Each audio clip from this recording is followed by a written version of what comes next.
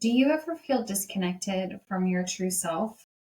Today, I'm going to show you how to reconnect with your inner goddess in just 5 steps.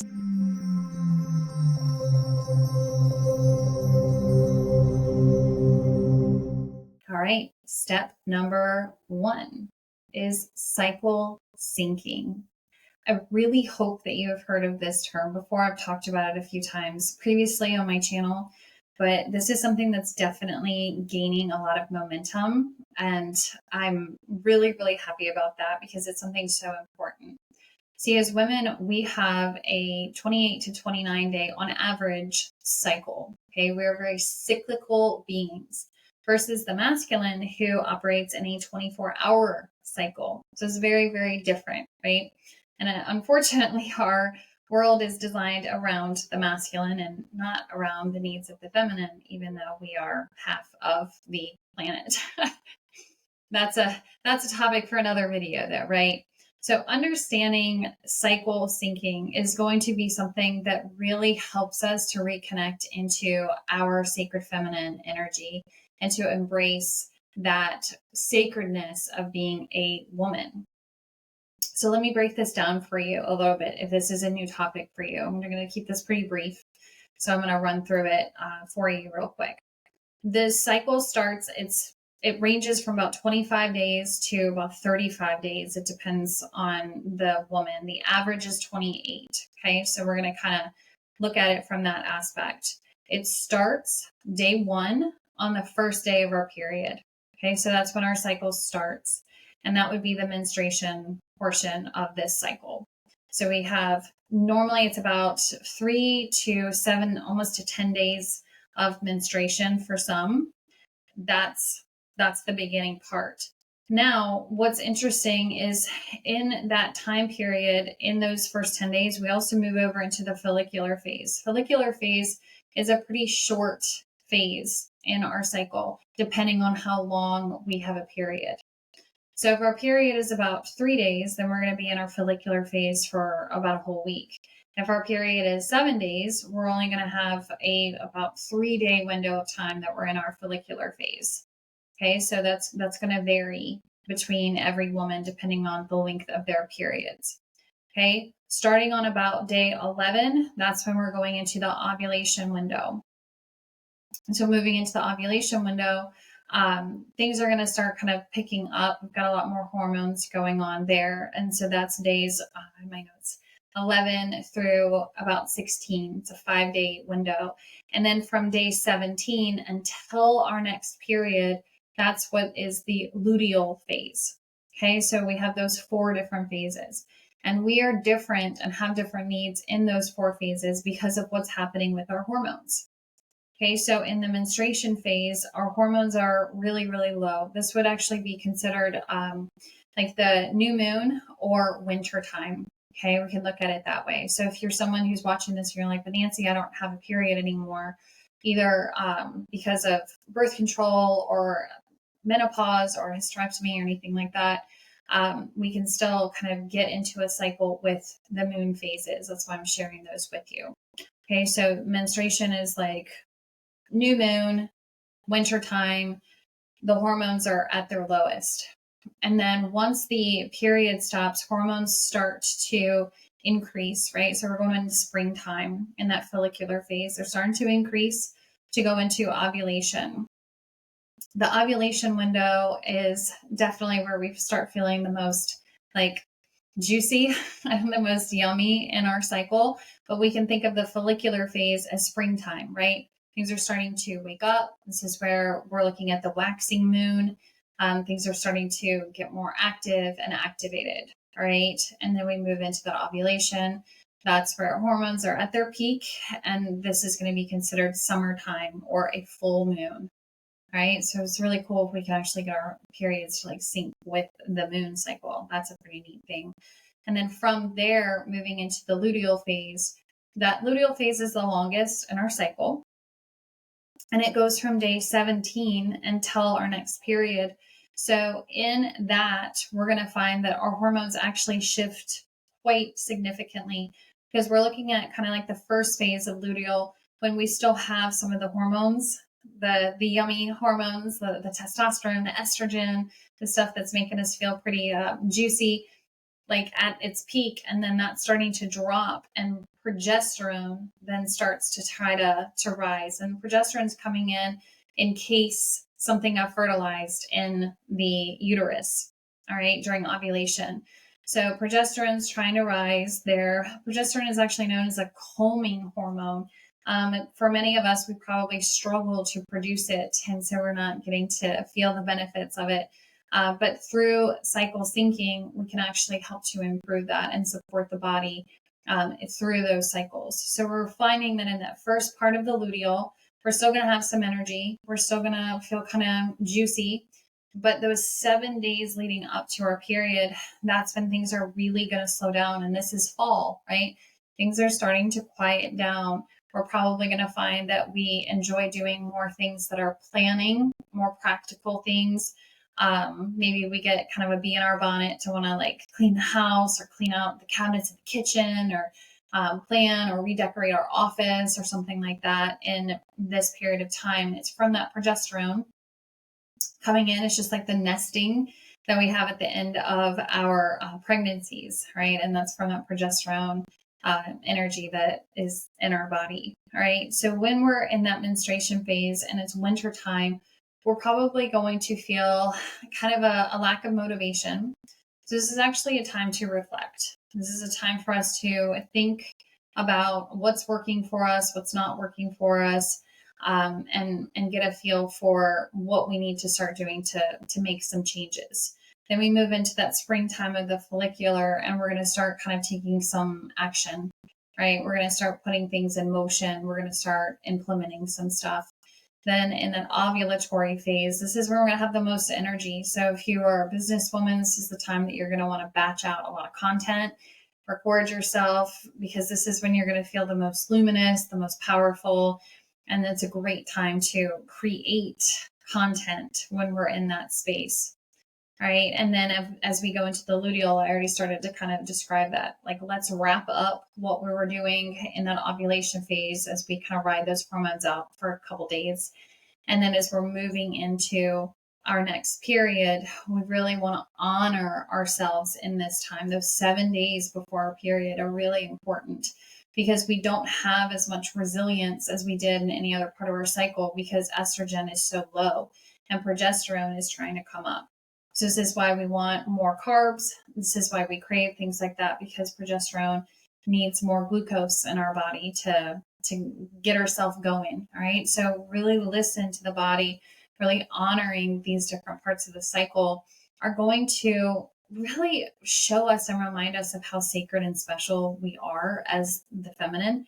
It's been really interesting to me and my clients as we've been implementing this, because what we're noticing is we're naturally wanting to do things that align with where we are in our cycle. So I was talking to one of my clients, and she was telling me about one of the projects that she was doing. And I was like, oh yeah, you're in your luteal phase, aren't you? And she's like, yep. I'm like, there you go. So it's so interesting to really start seeing how we innately feel drawn to doing these things that are going to feel the most connected to us. But we ignore this and suppress it because we feel like we have to operate like a man, right? And no, I have to push through. I'm feeling tired, but let me keep going. Let me do my HIIT workout, even though when I'm 7 days before my period, I really should just be doing some yoga and taking it easy, right? We feel like we have to keep going because that's what's expected of us. And so when we can start honoring and really listening, we realize how much we can really trust our bodies.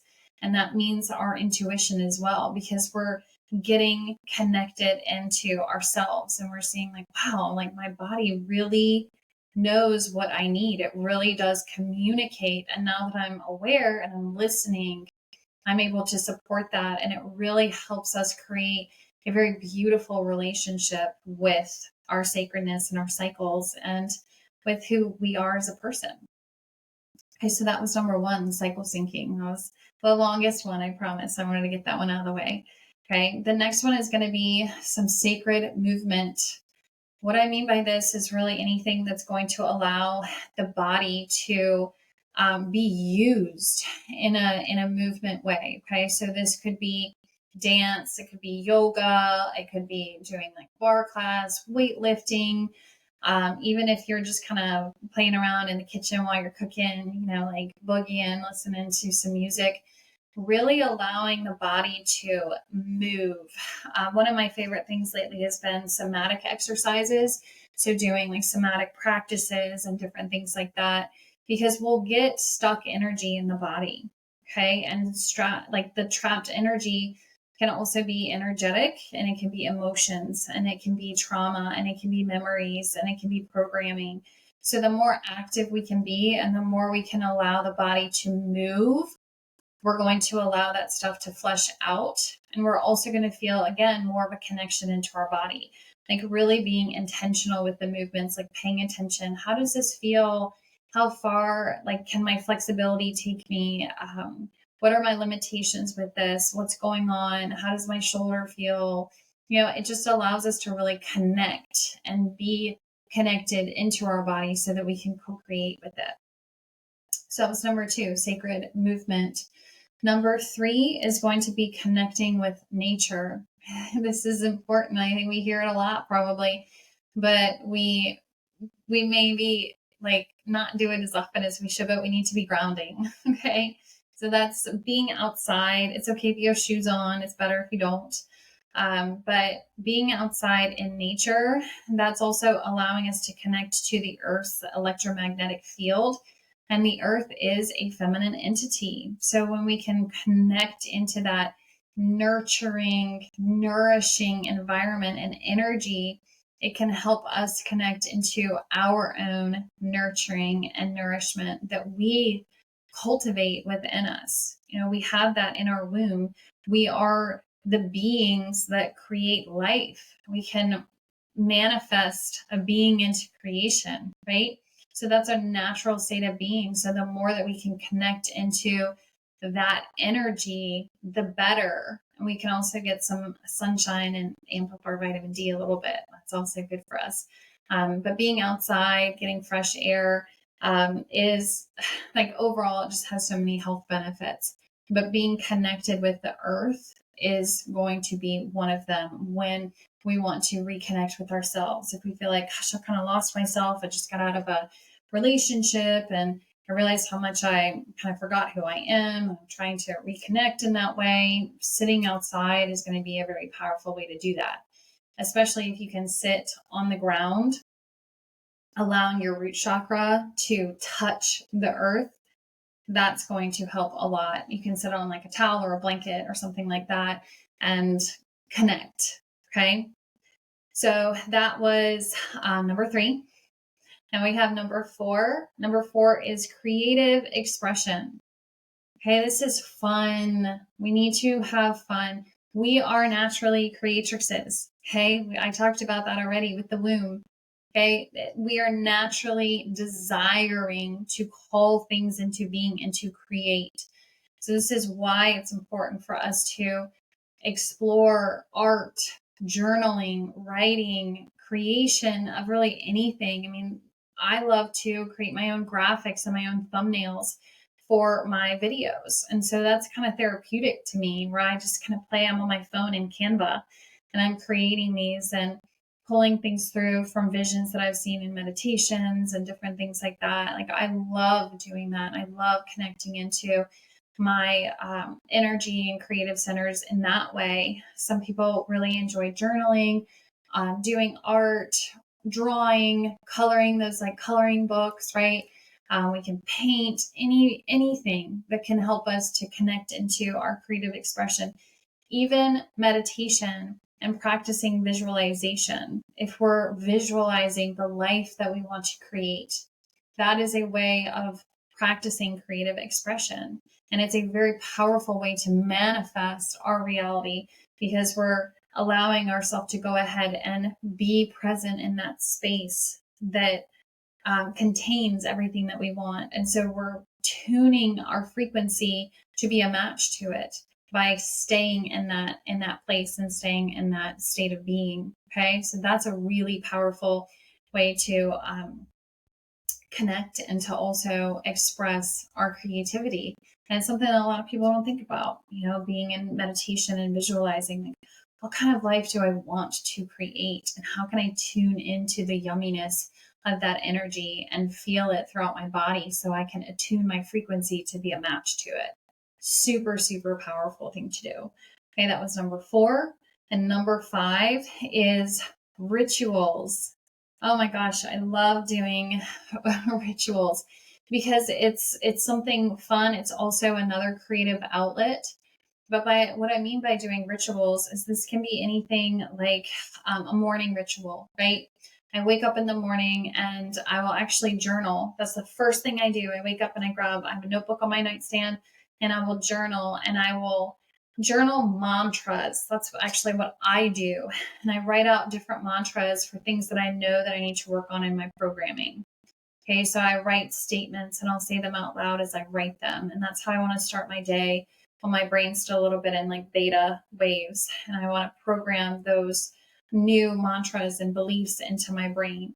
So that's part of my morning ritual, right? And then I have other things that I do in the morning. I might do a little bit of reading, I might do a little bit of stretching, a little bit of creative movement before I get my day started. So we all have rituals that we already do, even our getting ready for bed ritual. If it's the same thing every night, that's a ritual. But figuring out different ways that we can incorporate beneficial rituals into our life, and not just ones like, okay, I took my supplements and I brushed my teeth and I fed the cat, right? Like ones that like our morning ritual, or even creating an altar. Okay, this is something I teach my clients in their office. We want to have a business altar. So this altar is going to be this place that we can go to when we start our work day, and we want to set intentions, right? This is my intention for the day. This is my prayer for my clients. This is my prayer for my future clients. These are the blessings that I want to be able to bestow on the collective. This is a contribution that I want to be able to make through the work that I do today. So having this beautiful sacred space where we can set these intentions and be truly connected into our desire for what we want to create into our reality, that's going to be a very, very powerful way for us to reconnect into our truth and into ourself and feel more embodied and more empowered. Okay, so those are my 5 tips for you for reconnecting with your inner goddess. So we've got cycle syncing, sacred movement, connecting with nature, creative expression, and rituals. I would love to hear in the comments which one is your favorite, which one you want to try, what ones you're already doing, and if you learned anything new from this video.